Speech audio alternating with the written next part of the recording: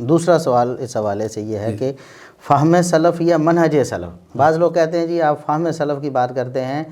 فہم سلف نہ کہیں اور فہم سلف کی دعوت نہ دیں، فہم سلف کو اپنانا ضروری نہیں ہے بلکہ منہج سلف کو اپنانا ضروری ہے، اور منہج سلف ہے کتاب و سنت کی پیروی، یعنی قرآن حدیث کو مانیں، سلف صالحین قرآن حدیث کو مانتے تھے، آپ بھی مانیں، فہم سلف کی بات نہ کریں، یعنی سلف کے فہم یعنی ان کی تعبیر، ان کی تشریح، اس کو چھوڑ دیں، وہ بھی رجال اور ہم بھی رجال، وہ بھی قرآن حدیث سمجھتے رہ گئے، ہم بھی سمجھتے ہیں، ان کے بقول وہ شاید زیادہ نہیں سمجھ پائے ہم سے، یا زیادہ سمجھ نہیں سکتے، ہمیں بھی تو اللہ نے عقل دی ہے، تو فہم اور منہج یہ کیا ہے؟ منہج تو ہر ایک مسلمان کا یہی ہے نا جی، قرآن و سنت کا اتباع، جی جی یہ تو ایمان کا جزو لازم ہے، اس کے بغیر تو ایمان ہے ہی نہیں، سرے سے ایمان کا وجود ہی نہیں ہے نا، اور یہی منہج ہے محدثین نظام کا۔ اگر یہ کوئی مان لے کہ محدثین کا منہج یہ تھا کہ قرآن و سنت کا اتباع کرنا، جی جی تو پھر ان کا فہم بھی معتبر ہو جائے گا۔ جی جی یعنی جو کہتے ہیں کہ قرآن و سنت کو مانے، ایمان لائیں، اور جیسے قرآن و سنت کی تعبیر انہوں نے پیش کی ہیں اس کو ہم فہم سلف کہتے ہیں۔ جی جی تو اس کے ہمیں بڑا فائدہ یہ ہوتا ہے، ایک تو ہم حق پر اپنے آپ کو بند کر لیتے ہیں، حق اللہ نے سلف صالحین ائمہ دین میں یعنی منحصر جب ہم کر دیا۔ طائفہ منصورہ کی لڑی میں پروئے جاتے ہیں تو پھر ہمیں باطل پہ ہونے کا کوئی یعنی شک ادنا درجے میں بھی نہیں رہ جاتا، جی بالکل، ہم اپنے آپ کو کہتے ہیں کہ ہم بالکل حق پر ہیں کیونکہ طائفہ منصورہ کے ساتھ ہم مل گئے۔ جی بالکل، اور دوسری بات یہ ہے کہ اس سے اہل حق اور اہل باطل میں فرق بھی ہو جاتا ہے۔ جی جی جو اس اہل حق کے گروہ میں آ گیا وہ اہل حق ہو گیا، اور جو اس گروہ میں شامل نہ ہوا یا نکل گیا وہ اہل باطل ہے، اہل ضلال ہیں۔ اس کا ہمیں یہ بھی فائدہ ہوتا ہے۔ دوسری بات ہم یہ کہتے ہیں کہ ہم یہ بتانا چاہتے ہیں کہ محدثین اعظام جو ہیں ان کی تعریف ہوئی ہے، قرآن کریم میں بھی ہوئی ہے، اور نبی پاک صلی اللہ علیہ وسلم کی حدیثوں میں آپ نے فرمایا ایمان،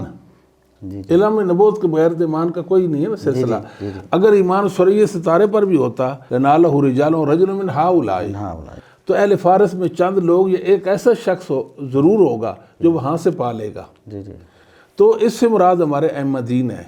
یعنی وہ اللہ کے فضل و کرم سے اس قدر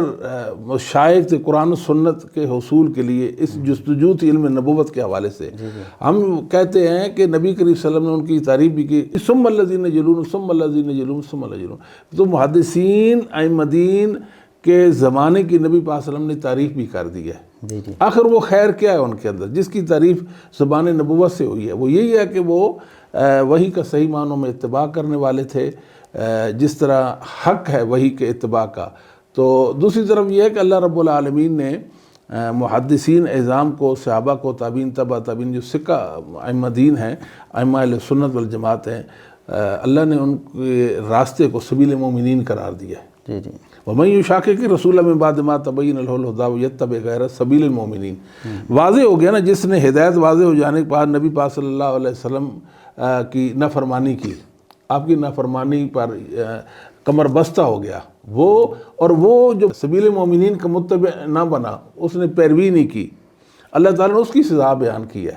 اب مسئلہ یہ ہے کہ نبی پاک صلی اللہ علیہ وسلم کی نافرمانی کی بات ہو گئی اور آپ کی اطاعت کی بات ہو گئی، نافرمانی کی سزا مقرر ہو گئی ہے۔ جی جی یہ سبیل مومنین کیوں کہا؟ اس لیے کہ سبیل مومنین کے بغیر کسی کو پتہ ہی نہیں چل سکتا کہ میں حق کا متبع ہوں یا میں باطل کا پیروکار ہوں۔ یعنی قرآن کی وہ مراد بھی ہے جو میں نے سمجھ لی ہے، یہ حدیث کی وہ مراد بھی ہے جو میں نے سمجھ لی ہے، یہ سبیل المومنین سے پتہ چلے گا۔ جی بالکل، اور یہی بات علامہ البانی رحمہ اللہ تعالیٰ نے کہی اس آیت کی